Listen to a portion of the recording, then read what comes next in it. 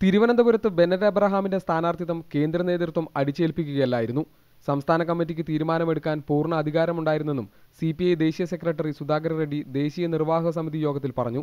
തിരുവനന്തപുരത്തെ സ്ഥാനാർത്ഥിയുടെ തോൽവിയെച്ചൊല്ലി യോഗത്തിൽ കേന്ദ്ര സംസ്ഥാന നേതാക്കൾ തമ്മിൽ വാഗ്വാദമുണ്ടായ സാഹചര്യത്തിലാണിത്. തെരഞ്ഞെടുപ്പ് അവലോകനത്തിന്റെ മറുപടി പ്രസംഗത്തിലാണ് അദ്ദേഹം ഇക്കാര്യം പറഞ്ഞത്. 21ാമത് പാർട്ടി കോൺഗ്രസ് 2015 മാർച്ച് ഏപ്രിൽ മാസങ്ങളിൽ കേരളത്തിൽ വെച്ച് നടക്കും. ഇടതു പാർട്ടികളുടെ പുനരേകീകരണം കാലഘട്ടത്തിന്റെ ആവശ്യമാണ്. എന്നാൽ ഇപ്പോഴത്തെ സാഹചര്യത്തിൽ തടസ്സങ്ങളുണ്ടെന്നും അദ്ദേഹം പറഞ്ഞു.